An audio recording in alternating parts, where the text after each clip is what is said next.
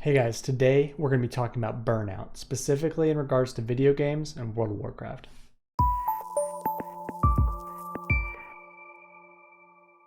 So the first thing I want to do, guys, is really lay out what I mean here when I'm talking about burnout. We're talking about burnout in relations to video games and how we colloquially will understand what that word means and not specifically the context relating to kind of the ICD medically recognized disorder, the medical condition of burnout in regards to your work profession.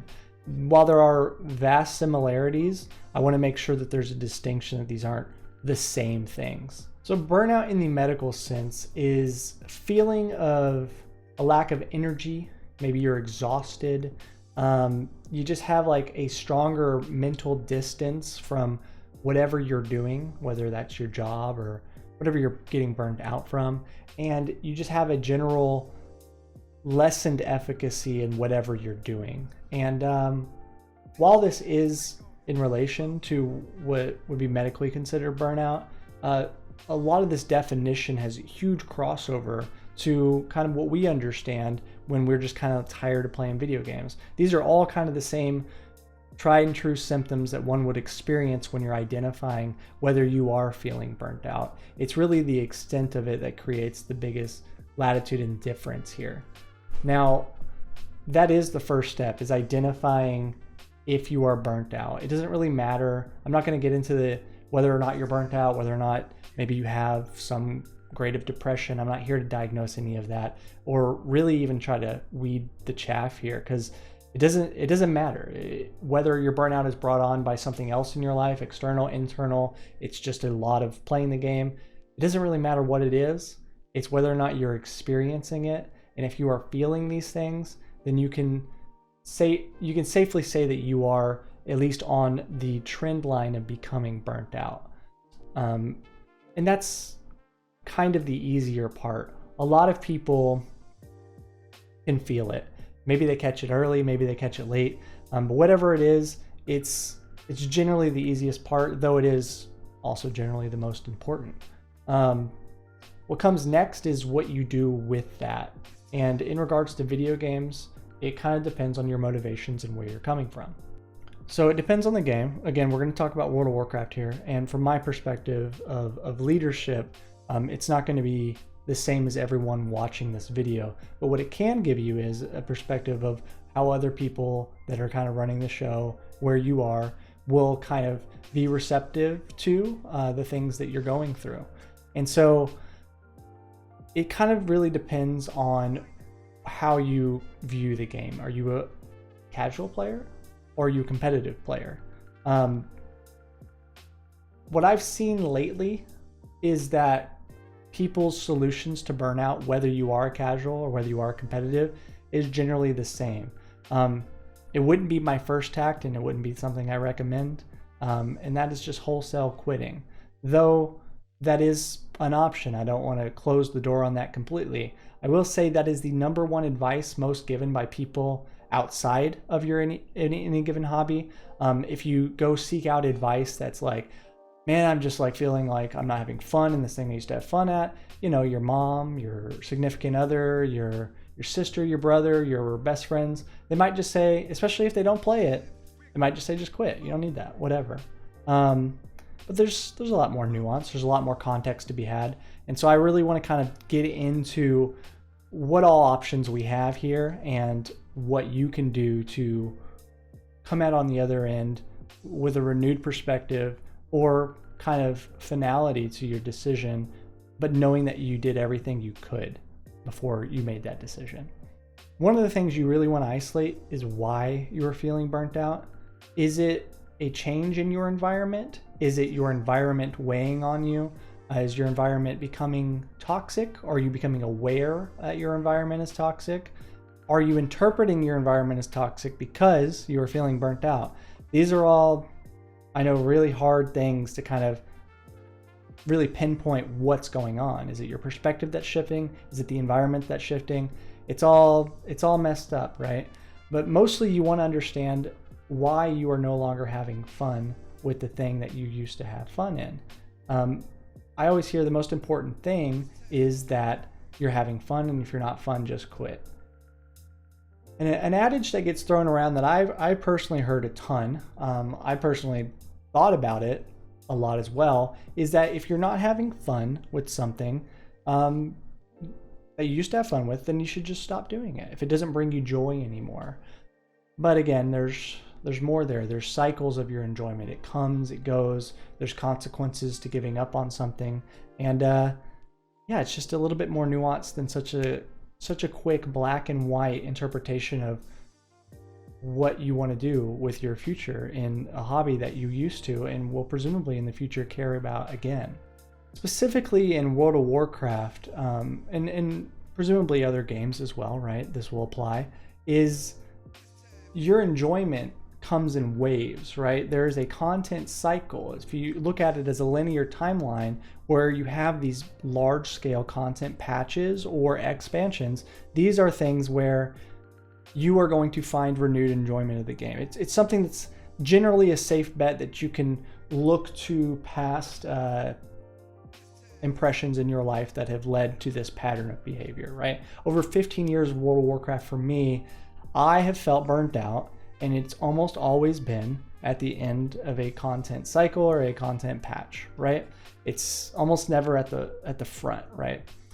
And so really isolating where you are on that spectrum, on that wave, is important to understanding the context behind why you are feeling burnt out. Are you feeling the same way that the majority of the people are feeling? And if so, you can kind of take solace in the fact that that's more normal, right? And if it's in that mold, that is the time in which it's easiest to identify that you have the options to be resilient, to have better stress management, and to work with your leadership to kind of get you over that hump and get you into a part of the content that you're going to enjoy, that you're going to have fun with again. Now, the flip side of that is if you are feeling that burnout at the top of your curve, of your usual enjoyment patterns, of your content cycles, it is very early on in a new patch, in a new expansion, and you are feeling that burnout, it's not always a death sentence, right? But it is a sign that things are not good for you in that specific game. And it is a sign that maybe it is time to move on. Maybe it is time to find something else to occupy your time, or another community that can reinvigorate what you used to feel. Importantly, whatever you do, understand that there are options to you beyond just giving up, right? There are ways to deal with previous maladaptive stress management and turn that into a resiliency towards riding out your wave, right, to greener pastures, relying on your previous patterns to get you to a place where you know you're going to have fun again. Communication is the biggest thing you're going to need in your first step to treating your burnout, to coming out on the other end where you want to be. And that's working with your leadership team, kind of telling them how you feel, and finding solutions together, right? So if that means that requirements for you are lessened in certain expectations, that can go a long way into giving you that lifeboat to get to the other side. Now, a more immature take on this would be that would be giving people special treatment.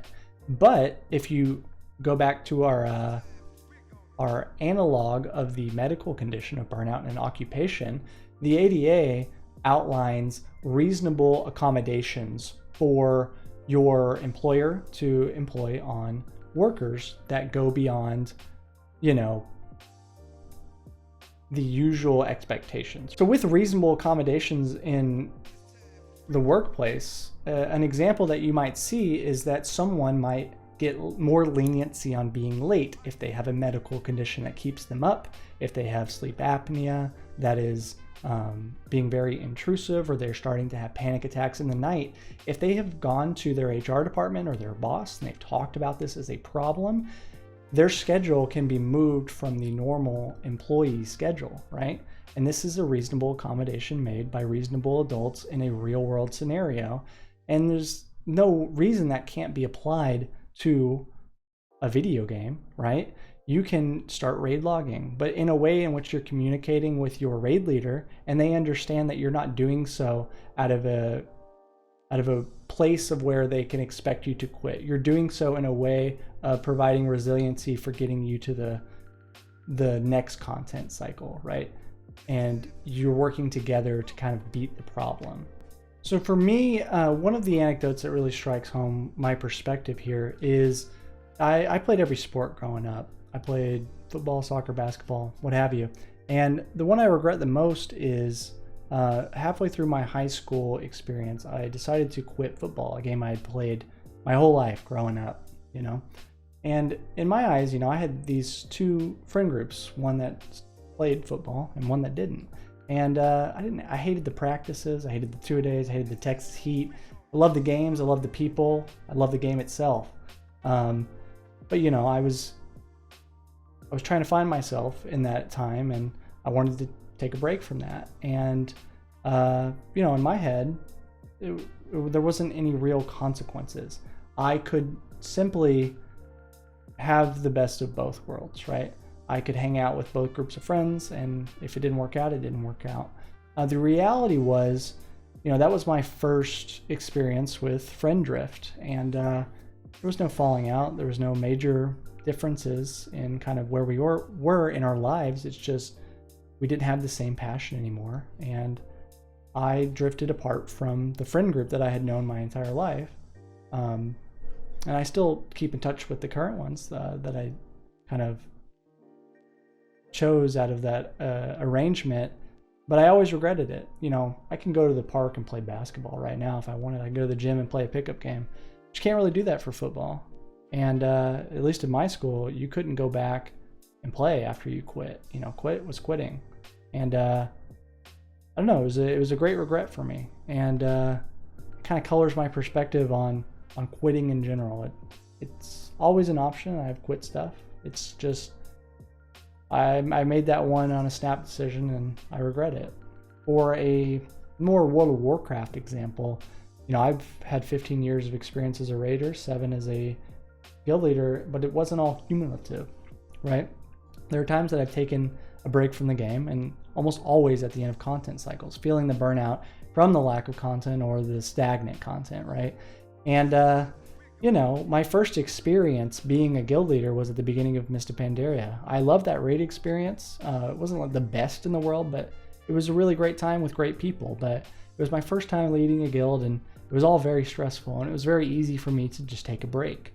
And when I came back, the infrastructure wasn't there of the guild anymore, and I just found myself raiding again. I ended the tier as a guild leader, and it ended up being, you know, okay. I loved Siege of Orgrimmar, but you know, after talking to people over the course of 7 years, people talking about their favorite raids, I'm starting to really regret that I never did Throne of Thunder. I only hear great things, and it was just something I never got to experience. And you know, I'm still here 7 years later, and so it's reasonable to understand that I probably just could have pushed through another month or so of playing, just raid logging and showing up and doing the bare minimum to get to that new content and find that renewed vigor that I've found time and time again. These patterns exist for me personally without fail, and so it's a reasonable prediction for me. Right now the content is feeling kind of stagnant for me, but I know it's going to be fun in about a month.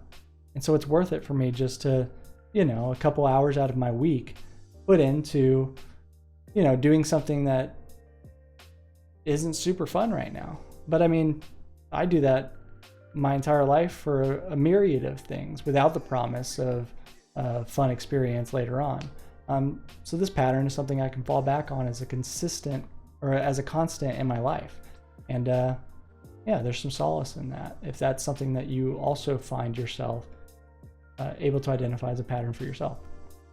There's a word for feeling like you're too behind, or feeling like you've lost too much, or that you don't want to start over. And I can't think of it right now. I've talked to some people. I was trying to find this word before I made this video, and I couldn't find it. So there's the concept. And this concept happens when you take long breaks, when you quit.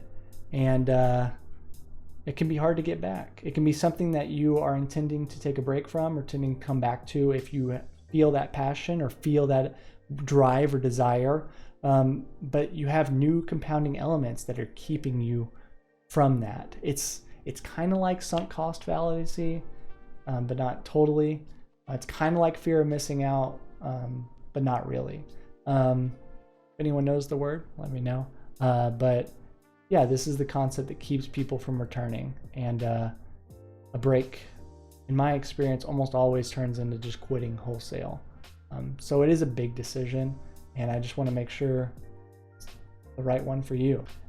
And again, I want to reevaluate what our motivations are for even playing in the first place. If your motivations for playing a game, an MMO, are trivial, superficial, they're loot related. I know it's something that's important in an RPG, and I don't want to belittle it as an important aspect, but if it is your primary motivator, it's going to be very hard for you not to get burnt out. I want to make sure that we understand, or not that we understand, that for the people that have experiences where their motivation is the community, the relationships they made, the people they are in, the team that they're in, pushing and being better as a group, that this is something that will get better. It's something that can get better, and it's something that if you work at, you can find that resiliency to get to the space and the place that you want to be, right? And it's important to isolate what motivates you or what can motivate you. Just because what currently motivates you might be superficial doesn't mean you can't find greater meaning or greater motivation that's going to allow you to have that longevity. So as long as you have an open mind for what could be, then this is something that can be cured. It can be conquered. It is simply an obstacle to be beaten and not a sign that you need to give up. So this video was a little more musy, a little more ranty than kind of my more streamlined videos of the past. But it's more of a nebulous concept, you know. I did do a lot of research for this video as far as watching videos on burnout and kind of getting into the perspectives of other people. I talked to a lot of friends on their experiences, and yeah, it's different for everyone. I hope this kind of format was at least a little bit illuminating from my perspective, and that it doesn't come across totally as me saying, you know, you need to not quit, you need to do this or whatever. I think everyone needs to come to their own decisions. I just want people to think about it a little bit more. And I had just happened to notice that quitting or taking a break was kind of an easy knee-jerk solution to things that can be conquered in other ways. It's just another problem to be solved. And with proper communication, with empathy, and with a will for resiliency and self-reflection, it's something that can be beat fairly easily. And if it's hard for you, or if you're in a different environment in which, you know, it is time to move on, you're in an environment in which you have gone through the cycle and you can't rely on that pattern anymore, it may be time to move on. And I don't want to denigrate anyone that has to make that decision. I just want to make sure it's the right decision. And I can keep just a few friend groups together with this video, you know, it's done its job at least. So thanks for watching, guys. Make sure to subscribe, comment with your experiences on burnout in the past and how you conquered them. And yeah, stay tuned for more content. I really enjoyed this one.